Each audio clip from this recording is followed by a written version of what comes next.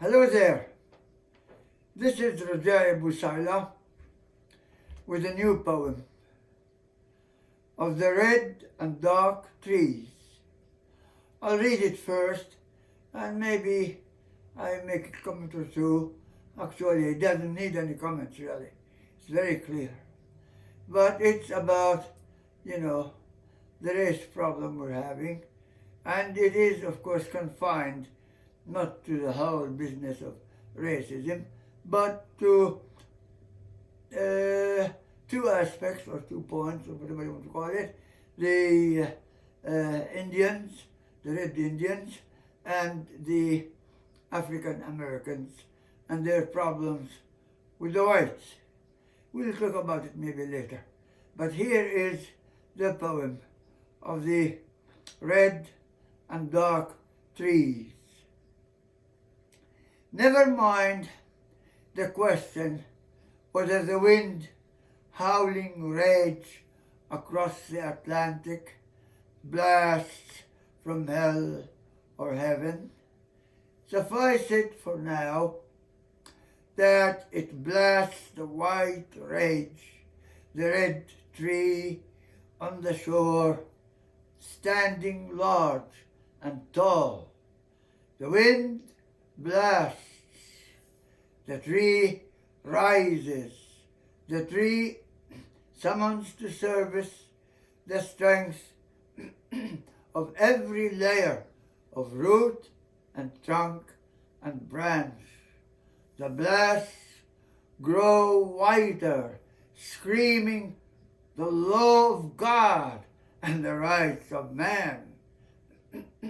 The tree stiffens tall and resonant until crash goes unyielding majesty, crash as red as the sun at the glorious moment of its death.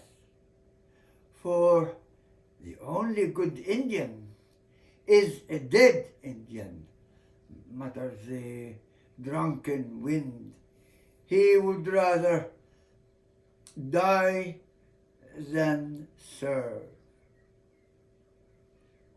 Never mind who breeds the wind and gives it its color. Never mind who charts its course and ends. Suffice it for now, this white wind howls across the wild Atlantic. It slams white fury into the dark tree. The tree mobilizes every nuance of its shade. The wind rises in oaths higher than hell and heaven and lower than heaven. The tree grows darker, the wind whips blind, trumpeting the rights of man and the law of God until, despite its dignity, the tree bends before the fury.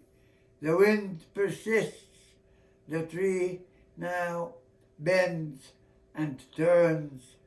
The tree twists and bows so that its tormentor now pipes that the dark tree is of more worth alive than dead. Tree of dark compromise, it bends and marks its time. I think the difference between the resistance of the Red Indians and the African Americans to the aggression of the whites, I think it's very clear. The Red Indians just refuse to be the slave of the colonizers, the newcomers, with their religion and all. And, well, we don't need to go into the history of the Indians, but what happened is that they were exterminated. And that was the final intention of the whites, if they couldn't enslave the Indians. The African Americans were brought to take the place of the Indians, shall we say, and they could not beat the whites, but what they did was not to allow themselves to be exterminated. They accepted slavery and waited.